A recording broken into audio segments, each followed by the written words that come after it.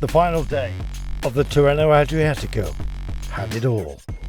Destination San Benedetto del Tronto, one categorised climb along the way, and then of course multiple laps around the great finale city itself. Well, all eyes on of course Ayuso, but particularly those who would try and change some places, perhaps in the overall classification.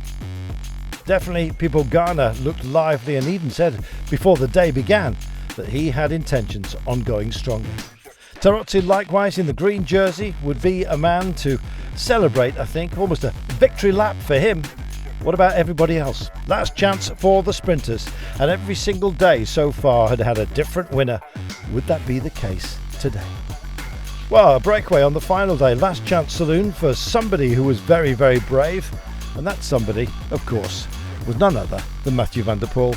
He went off with a band of 5 brothers, including Terozzi, who was kind of showboating, I think you might say, but the pace behind was absolutely relentless.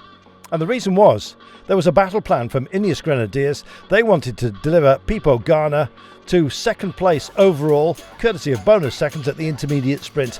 And what that did was, it killed off the breakaway. Even Van der Poel himself was busy blowing out the trumpets. So who would sound it? What would be the clarion call? They came to the intermediate sprint and, well, something magical was happening out there.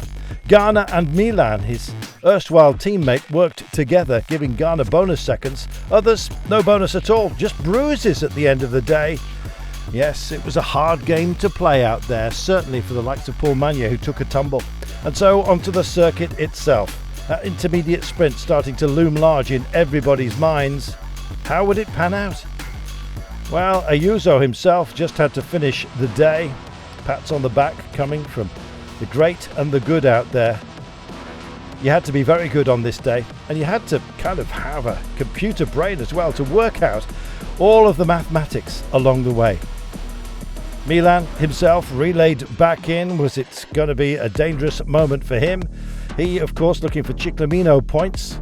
That jersey carried, of course, by Tom Pidcock after his exploits during this great race. And so the intermediate sprint came. Garna got up there and superseded Tiberi, who was also in the frame. Tiberi getting 1 bonus second.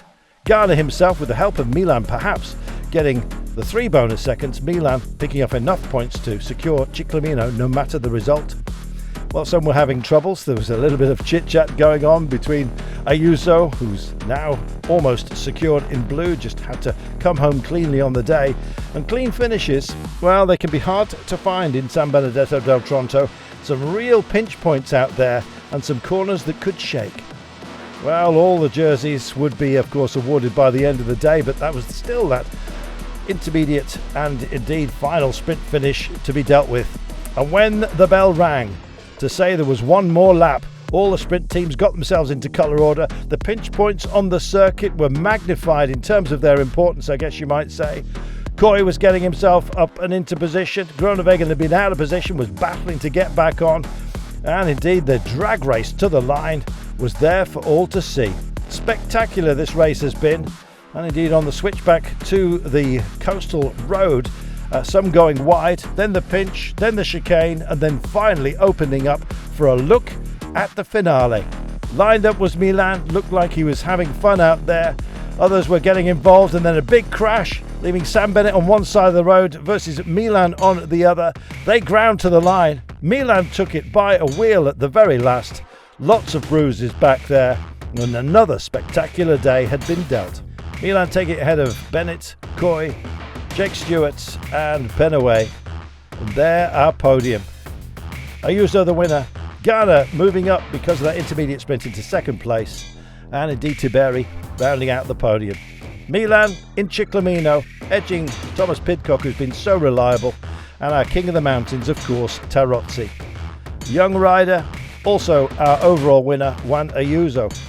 What an amazing race. And what a fabulous, fabulous 60th edition of the Tirreno Adriatico.